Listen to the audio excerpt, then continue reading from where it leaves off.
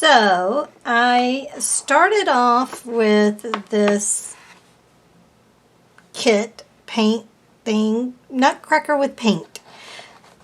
I got it from Hobby Lobby and everything was 50% off, so it was like $4.50. Now I collect nutcrackers, but I've never done one like this. Now I have done one, a decorative one that's a porch grater. And so I'm kind of going with the colors that I used for that nutcracker on this nutcracker.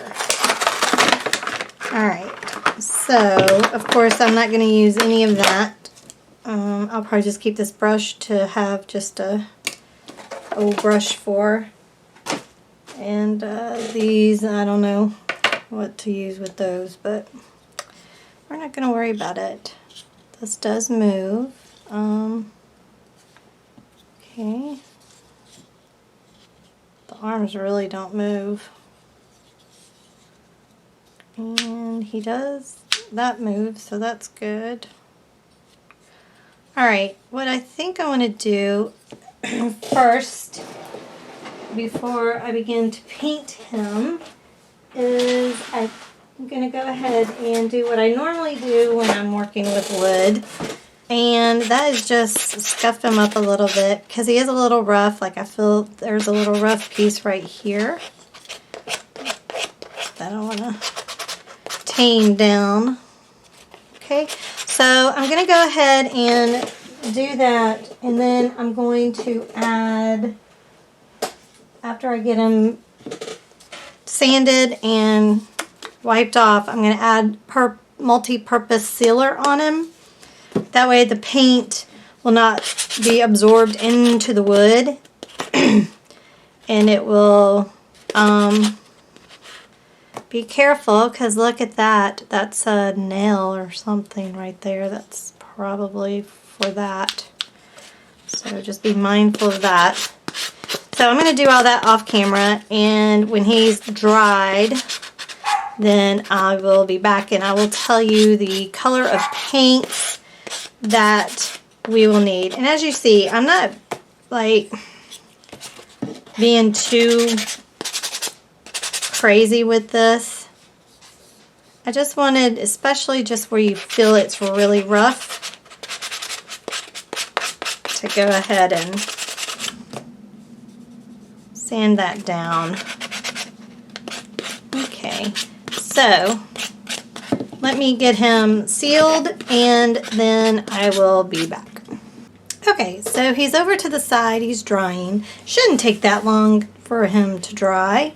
So while I'm letting him dry, I'm going to tell you what colors we need and what all we're going to need for our little nutcracker. So the colors, these are all deco art.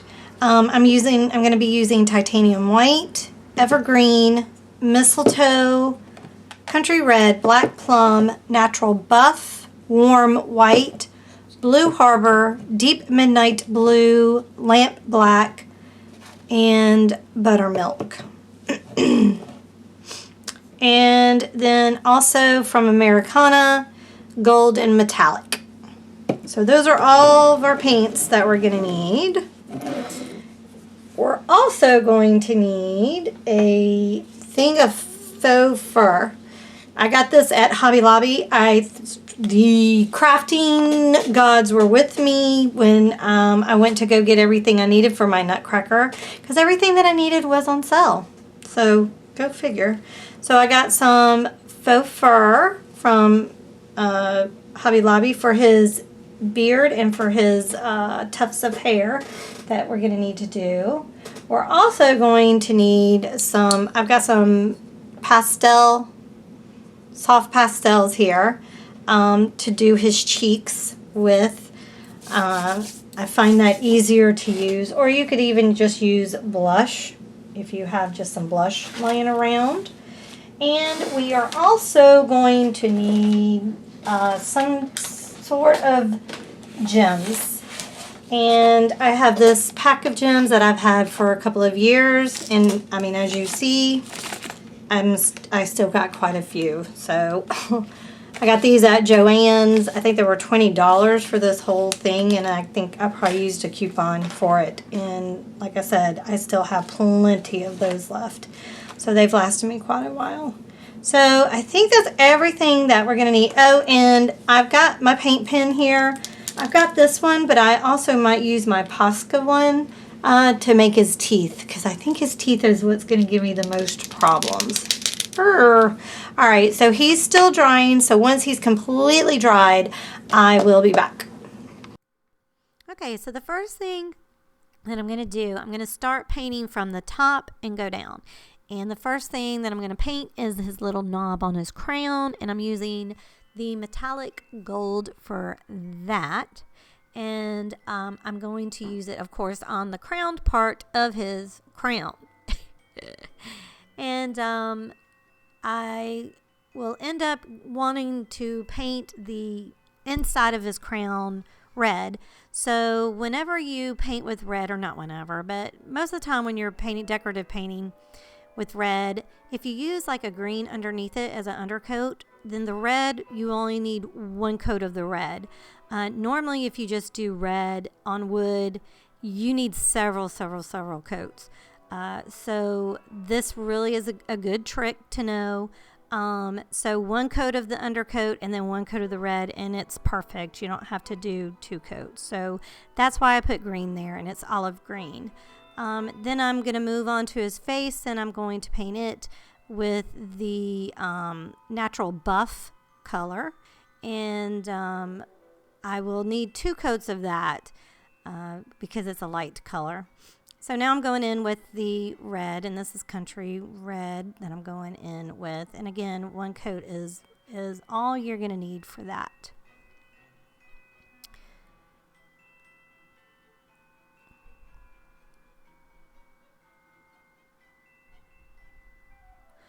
The darker your green is, the darker your red will end up becoming. That's why I use such a light color, green. And now I'm giving the second coat to the crown there. Even though in the end it really didn't need it, but I went ahead and gave it to it. And now I'm putting the second coat for the face. And I'll go ahead and do his hands as well in that color. If you want your nutcracker to be a little darker, you could use mocha. That's a good color. It kind of is a little bit darker tone to it.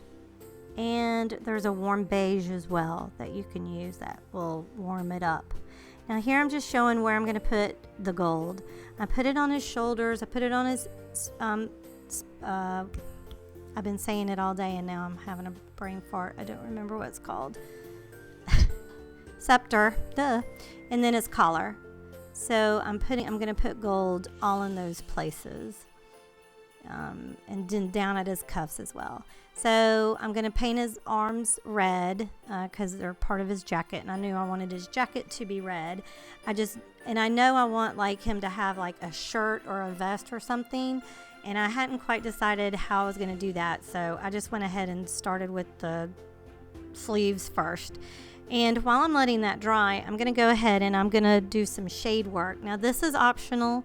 You don't have to do this, but I like it. I like the way that it looks. It makes it look vintage. In my opinion, I really like it. So I'm using the black plum there and just going, in the shadow places. And then for his face, I'm using burnt sienna under the crown. I'm going to put it at his neck, and I'm going to put it at his cuffs, where his cuffs are at, right? Anywhere where you would think a shadow would be. I did this last year a lot when I was doing my 12 Days of Craftmas last year, because I had just learned how to do decorative painting and I was a little obsessed with it. And so I did a lot of decorative painting stuff last year and did like some ornaments and some ceramic stuff. And I just like the look of doing the shading. It just, to me, it just gives it a vintage look, and I just love the look. So that's why I do it. But it's not, you don't have to do it. It's, it just, I like it. Now here I'm putting a highlight on his hat that, spoiler alert, I didn't like. So I end up just painting over it with the red. Now I've decided, okay, I think I know how I want his jacket to look or his coat to look and how the vest to look. So I'm just using a pencil and marking out where the paints will go, because I didn't want to, eyeball that. Even though I did when I was, drawing it on there. And now I'm going to paint his mouth. And go ahead and do his jacket where I need it to be, where the red's gonna go. And now I'm painting in his vest or shirt, I don't know what you would call it. So, and this is with mistletoe that I'm doing that, and this will need 2 coats, the mistletoe will. And I made sure I got inside the nutcracker area with that, even though you really are not going to see this because of his beard. But his beard just may fall off one day, who knows, or he may shave it off. I don't know. So, and I did get underneath there, on the bottom of his body, because you never know, somebody might lift him and look underneath it and be like, oh, you didn't finish him. And then I put use black for his belt.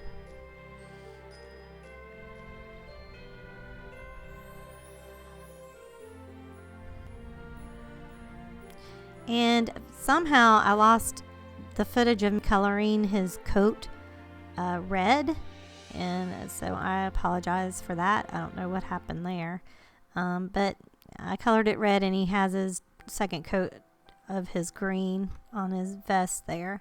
And now I'm just really eyeballing his eyes and his face all together. And this is what has kept me from actually doing a nutcracker, is the fear of drawing his face or doing his face. I always was fearful of that, and especially like of doing mustaches, and I was just always afraid. But I think by doing some decorative painting that I've been doing, I got the confidence to do it. And then I thought, well, if I goof up, I goof up. I'm not going to let fear stop me from doing something that I know I will end up enjoying. Even if it looks a hot mess, I will enjoy doing it because I enjoy painting and, being creative. So I just took a breath and I just did it. And I'm really proud of myself for doing that. And I think he turned out super cute. Are his eyebrows twins? No, they're sisters. Is his mustache, perfect? No. But I like it. I think it's cute. And I think it's good enough that it looks pretty good to me, so. But yeah, don't let fear stop you from doing something that you really want to do. Just try it. Try it once. Now for his eyes, I'm using warm white for his eyes there. And I'll need to do 2 coats of that because, of course, it's a light color. Light colors take a couple.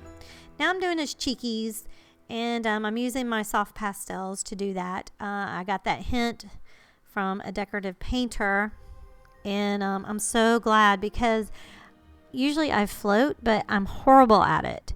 And so she was like, well, just, use soft pastel or blush. And I was like, oh my gosh, duh. So that's what I do, and it's perfect every time now. And I did him a little buckle, and it's so cute, out of the gold. And then I put gold down the sides of his, the opening there, just to make him a little fancy. And, yeah, you won't see the buckle because of his beard, but I know it's there. He knows it's there, and you know it's there. And there's that second coat for his eyes that he needs. And he's just moving along. He was starting to look so cute. I was like, yes.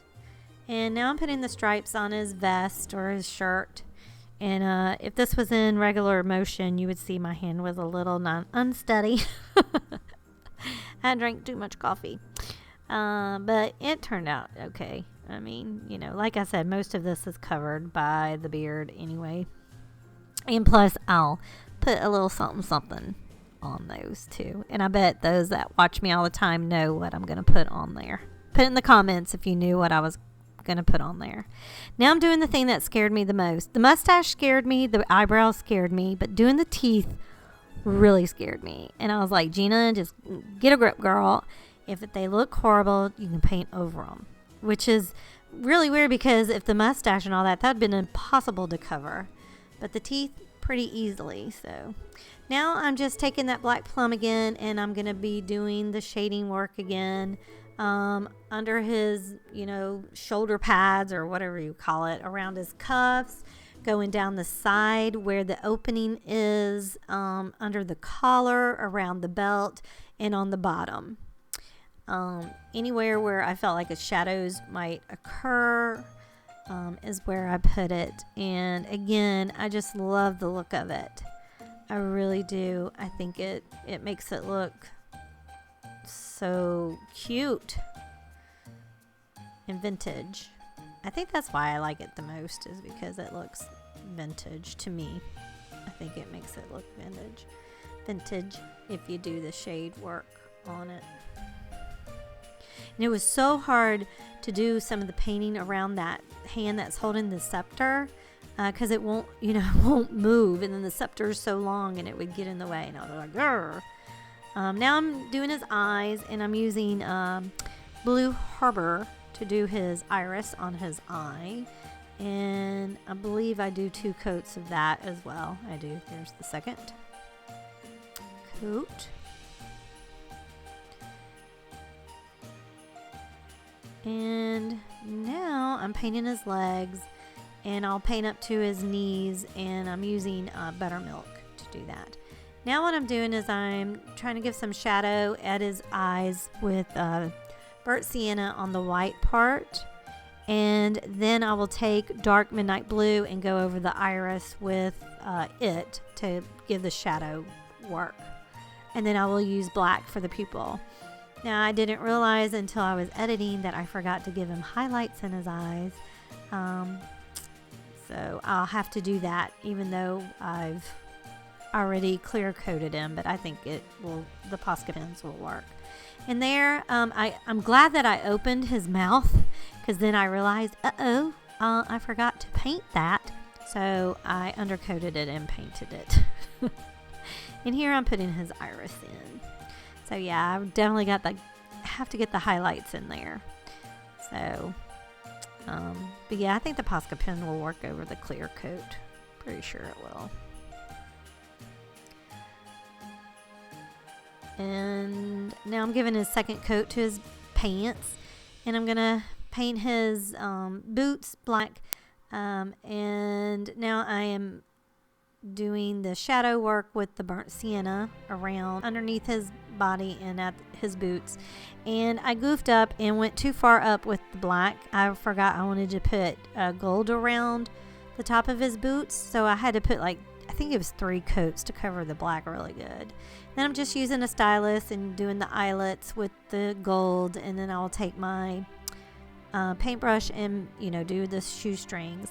I really didn't like the way the shoestrings came out because they're a little bit too wide, and but I fixed that by just taking black paint after the gold had dried and kind of etching it out, you know, and making it look thin like what I wanted.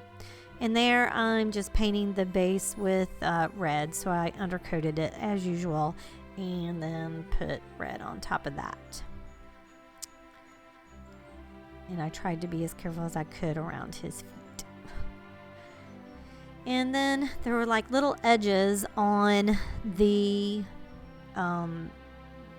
platform there, so I just took gold and put it on all 4 edges. And then here I'm gonna use my black plum and go ahead and do the shadow work there. And I did it around his feet and on the bottom of the platform. And now I'm taking evergreen and doing some shading work around his vest. I went down the sides and I went on the bottom. I went just under the lines, but on top I went above and below the white lines. And if I had to do it again, I would just have done it under the lines on the top part as well.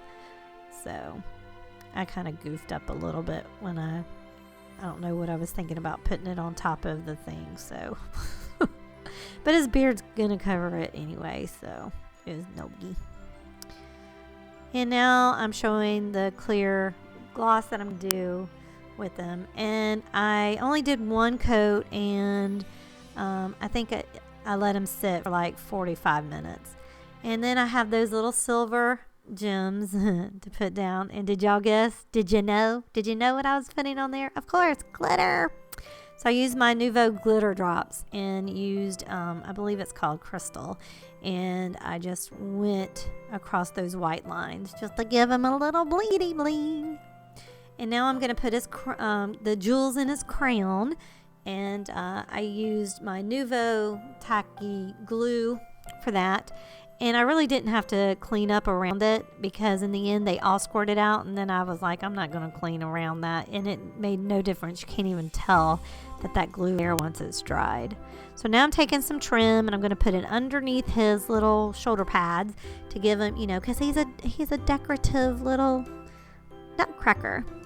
So I'm using my Fabri-Tac to tack it on. I tried using the Nouveau tacky glue and it would just not adhere. And it was giving me problems, so I went, forget it, I'm going to the thing I know that will work, Fabri-Tac. So that is what I did. Then I took a little wire tie rack, whatever that is, a tire, and I used it to measure how wide I needed his hair to be, and I'm using this faux fur to do it. And I need to know how to work this, because when I cut the length that I wanted, some of the flowiness of the fur went away and it's very blunt, and that's not what I wanted. I wanted it to kind of still be a little flowy, so I really, this is the first time I've ever worked with faux fur, so I didn't know what to do. I thought you just cut it. But then what I will do with his beard is I kind of lift up a layer and then cut it. And then that helped it to stay long like what I wanted. And then I will just trim it up. And I'll keep trimming to the length that I want, because the first length that I make is way too long. It goes almost to his knees. And I'm like, no, that's a little too long. I don't need it quite that long. So I just love him. I love him.